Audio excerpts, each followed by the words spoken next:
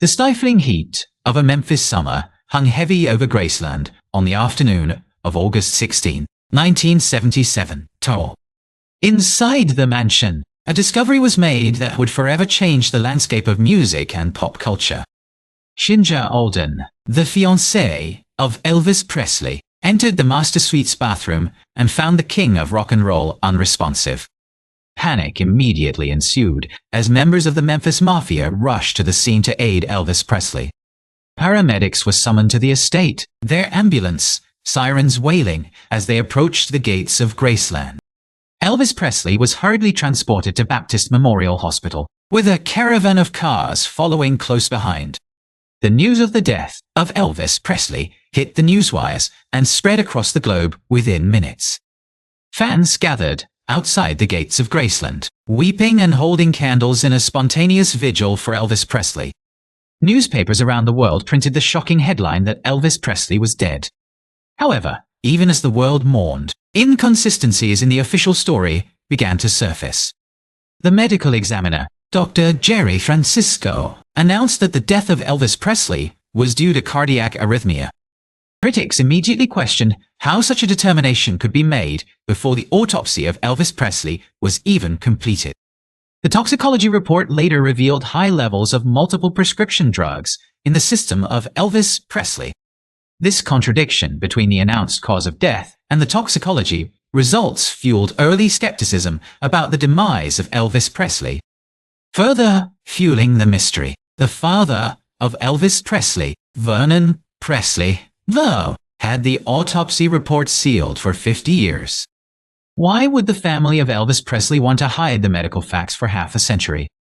During the funeral, thousands of fans filed past the open casket to pay their last respects to Elvis Presley. Many observers remarked that the body in the coffin did not look like Elvis Presley. Reports surfaced that one of the sideburns on the body of Elvis Presley appeared to be loose or falling off. Others noted that the hands of the body were smooth and uncalloused, unlike the hands of a karate expert like Elvis Presley. The coffin reportedly weighed over 900 pounds, a weight that some argued was impossible for just the body of Elvis Presley and a casket. Elvis Presley had always spelled his middle name as Aaron, mirroring the name of his stillborn twin, Karen Dotto. The tombstone, however, clearly read Elvis Aaron Presley, with a double A. Conspiracy theorists argue that Elvis Presley would never have misspelled his own name on his final resting place. They believe the misspelling was a deliberate clue left by Elvis Presley to indicate he was not in the grave. 2 months before the alleged death, a mysterious transaction took place involving the bank account of Elvis Presley. It is rumored that Elvis Presley withdrew a large sum of money to fund his disappearance. This man purchased a one-way ticket to Buenos Aires, Argentina, under the name John Burroughs. John Burroughs was a well-known alias that Elvis Presley used when checking into hotels to avoid attention. Why would an impersonator choose the specific private alias used by Elvis Presley on the very day of his death? Elvis Presley had grown tired of the grueling touring schedule and the constant scrutiny of the media. He felt trapped by the expectations of being the king and the demands of his entourage. The operation, known as Fountain Pen, targeted a criminal syndicate known as the Fraternity. Because of this cooperation, the life of Elvis Presley was in grave danger from the mafia.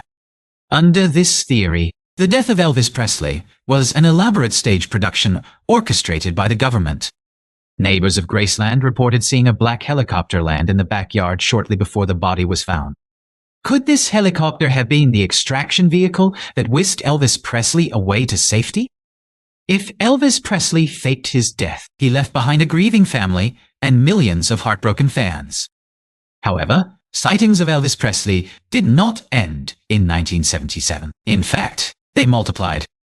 One of the most famous sightings occurred in Kalamazoo, Michigan, in the late 1980s.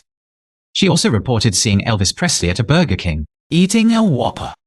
These sightings were investigated, but the man identified as Elvis Presley was never definitively found.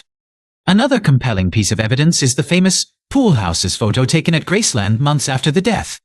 Mike Joseph, the tourist who took the photo, insisted he saw someone who looked like Elvis Presley. Then there is the strange case of the masked singer, known as Orion. Shortly after the death of Elvis Presley, Sun Records released an album by a mysterious singer. Orion sounded exactly like Elvis Presley, possessing the same vocal range and vibrato. The marketing for Orion hinted that he might actually be Elvis Presley returned from the grave. Orion always performed in a mask and refused to reveal his true identity for years. It was eventually revealed that Orion was a singer named Jimmy Ellis, but conspiracy theorists remained unconvinced. Voice analysis experts have examined the recordings of Orion and compared them to Elvis Presley. Some experts claim the voice prints were identical, fueling the belief that Elvis Presley was Orion. In the years following his death, several tape recordings surfaced allegedly featuring the voice of Elvis Presley. One such tape contained a phone conversation where a man sounding like Elvis Presley discussed life in hiding. Another anomaly involves the life insurance policy of Elvis Presley. Elvis Presley had a substantial life insurance policy with Lloyd's of London. It has been reported that this policy was never cashed in by the family of Elvis Presley. Why would the estate leave millions of dollars on the table if Elvis Presley was truly dead? If Elvis Presley was still alive, claiming the insurance money would constitute fraud. Handwriting experts have also analyzed documents written by Elvis Presley after 1977. A letter sent to President Clinton in the 1990s was claimed to be in the handwriting of Elvis Presley.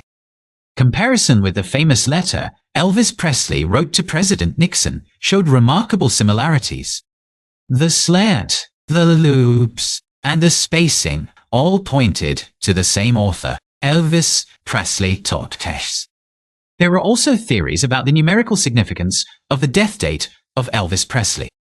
Some numerologists claim the date was chosen specifically by Elvis Presley for its occult meaning. The sheer number of people who claim to have seen Elvis Presley cannot be easily dismissed. From truck drivers to waitresses, reports of encounters with Elvis Presley span decades and continents.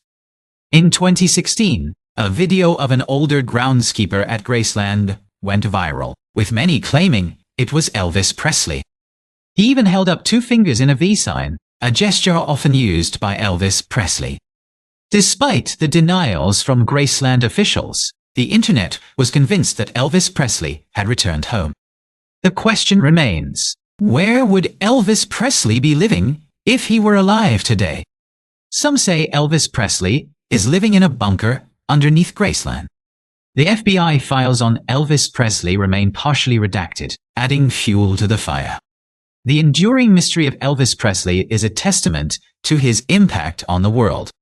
Fans refuse to let go of the hope that the king, Elvis Presley, is still with us. He has managed to evade the prying eyes of the world for nearly half a century. Maybe one day, Elvis Presley will step out of the shadows and reveal the truth. Until then, the world will continue to ask, is Elvis Presley still alive?